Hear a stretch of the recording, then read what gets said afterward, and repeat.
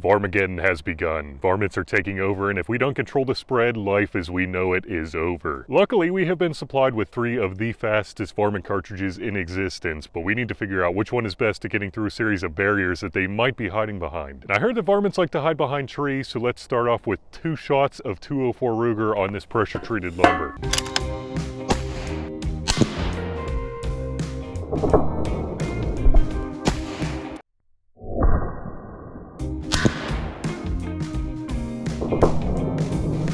And just so you know, these are the absolute fastest loads that I could find for any of these cartridges. We'll be verifying the numbers later, but I'm thinking since they're so fast, it's probably not good for penetration on lumber. But we shall see, and I got 2 great shots. Don't mean to toot my own horn, but that doesn't always happen. Anyway, oh my gosh, that is what I was worried about. Absolutely nothing. I guess we should see if the 223 AI has what it takes. 223 AI? Like a 223 with artificial intelligence? Close. Actually improved. What? It's a standard 223 with the shoulders blown out to these improved dimensions. I gained about 7% more capacity, so it's decently faster than a standard 223.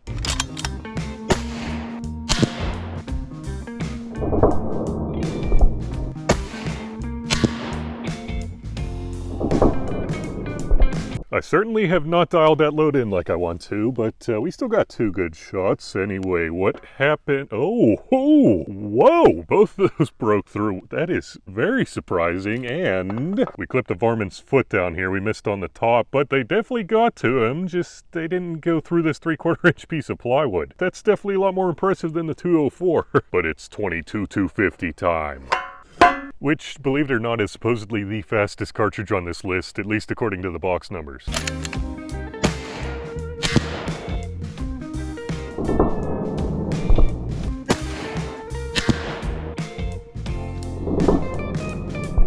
Before we check out the potential devastation, I'd really appreciate if you liked and subscribed. Anyway, yes, I was aiming for that circle. I wasn't sure about this one, but we got 2 really good shots. Let's turn it around. Ooh, both of them blew out again, just like the 223 AI. And what does that mean for the varmint? Right in the stomach and almost right in between the legs. Let's check out the back. Oh man, it split that pretty good, but definitely nothing got through. Looks like we got a 2-way tie. Varmints hiding behind trees are one thing, but groundhogs are a completely different story. They don't seem to mind if they're out in the open, and boy are they tough. Unfortunately, I don't have any groundhogs to test these bullets out on. Not saying I would if I did, but anyway, these water bottles are about the same size. So let's see which one of these cartridges is best at splattering these groundhogs before they get out of control.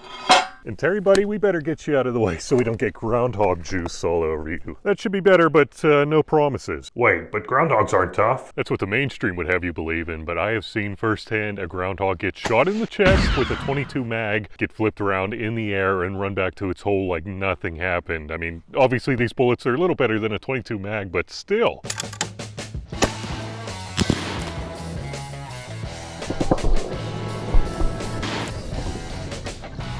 My gosh, that was devastating. There is water all over this camera, and it's a good 4 or 5 yards back from the target over here. And I have never seen a jug that got split apart that good and stayed on the platform right here. That is freaking nuts. I think that is the most devastation I've ever seen, and I'm actually curious to see if the bullet made it the whole way through. Okay, so I see a very small portion where the bullet hit, but that definitely did not do much afterward. And it looks like there's all of our fragmentation from the bullet right there. And Terry, buddy, how'd you fare? Oh, I'm sorry, Terry. I know I told you that we were going to limit the groundhog juice up here, but obviously that's not the case. It's AI time.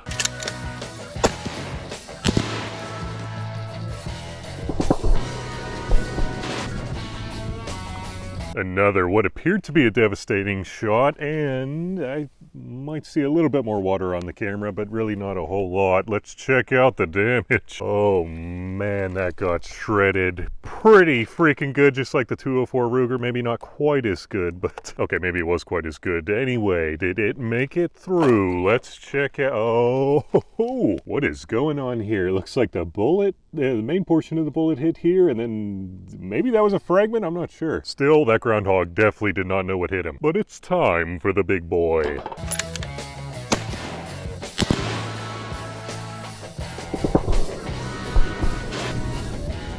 Once again, absolutely devastating. I don't really see any new water on the camera, but that one was freaking devastating. It almost looked like the bottle, the groundhog was suspended in midair there for a second. I have never seen that before, but anyway, I guess we should check out the bottle first. It is shredded right in half. Definitely went through the other side, and here we go. Pretty similar thing to the 223 AI, where the main portion of the bullet hit here, and then some fragmentation and stuff hit around it. Unfortunately, I can't really tell what happened with my 30 frame a second eyes or whatever they are, so this calls for slow-mo.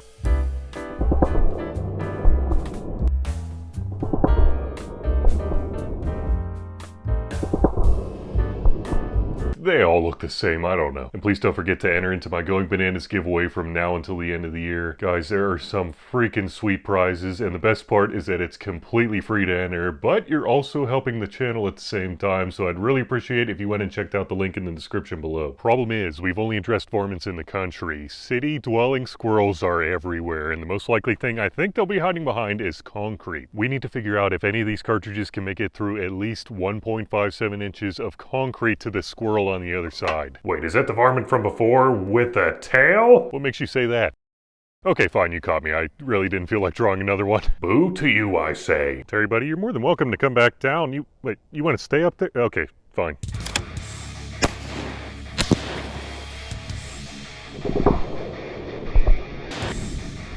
Definitely no more concrete shield, because that one absolutely pulverized it. Let's check out this squirrel here, though.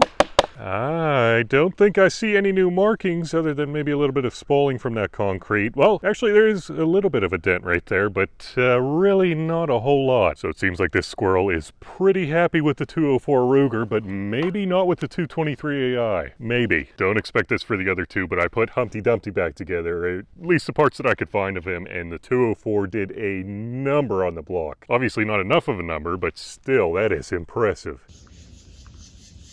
I think the squirrels are talking back and forth, telling each other what kind of test I'm doing, so I may not be here too much longer. I don't get why they're mad though, because they're not city-dwelling squirrels.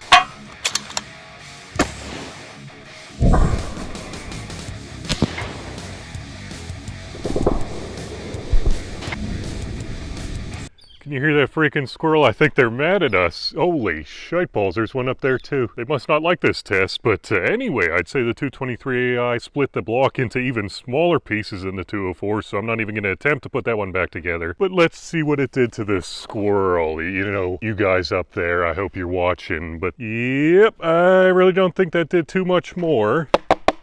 Yeah, a little bit more spalling and fragmentation potentially, but really not much better than the 204 Ruger. Unfortunately, the 22-250 can't do it. Squirrels are going to be taking over soon.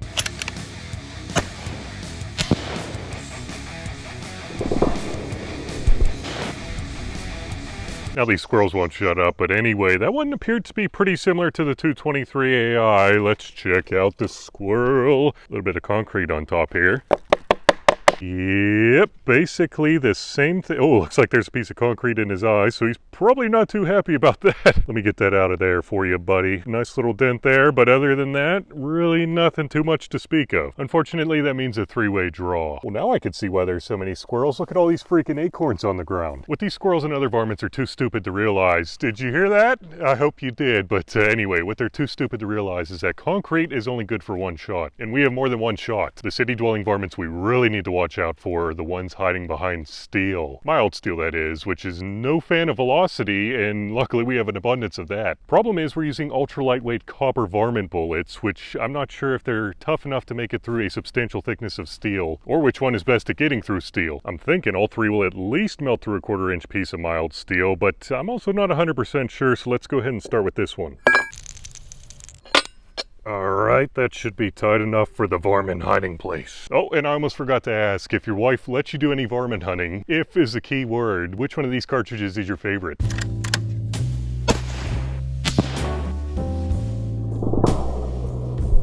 There's such little recoil with the 204 that I basically just watched the bullet melt through this plate right here, as you can see by that hole. I mean, it doesn't look quite like a drilled hole, but it is freaking close. Let's see about getting that pinky in there, though. Oh, that's actually a lot better than I thought it would be for a 20 cal, but I'm not sure if that means good things for thicker pieces of steel. To the 223 with artificial intelligence. I mean, actually improved.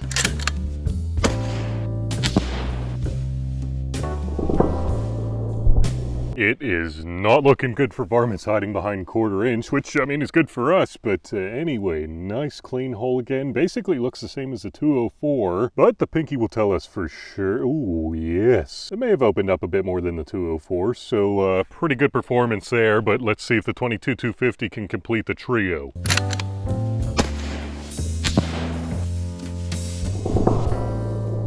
We all knew it was going straight through, but how does the hole, oh my, no, I'm just kidding, it's basically the same as the 223 AI, but anyway, we better go ahead and get this steel out of here. This 1/4 inch garbage, there is, none of the varmints are safe behind it, but how about 3/8 of an inch? Oh, we are running out of paint. All right, we are good to go. My guess is that none of them will go through, but never say never.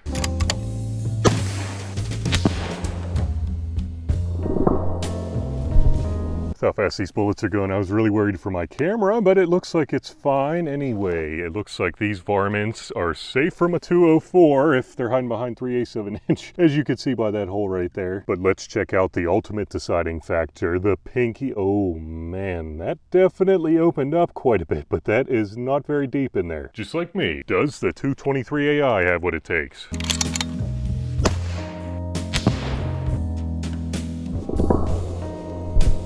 No, it does not, but obviously you already saw that in the camera. Let's check out the pinky. Oh yes, that feels a little bit better than the 204. Maybe went a little deeper, I can't really tell. But if the 22-250 goes through, that doesn't really matter anyway. But before we see if it does, a big thanks to Midway USA, guys. They have been the longest supporters of this channel. I'm sure you already know that by now, but if you like the testing I do here, I really think you'll like Midway USA. Also, thank you to MDT for making this brand new JEE G5 chassis possible for testing as well. Hard name to say, but if you're looking for the most feature-rich and just flat-out badass chassis on the market, your search is over, at least in my opinion.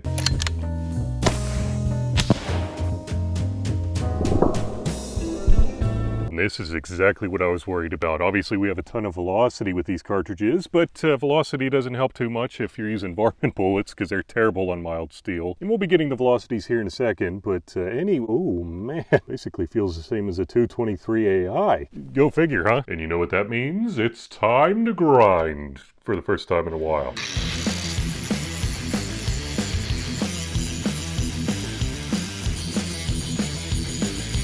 Here are the numbers, which surprisingly aren't very different, but the 22-250 was supposed to be going the fastest by a pretty good margin.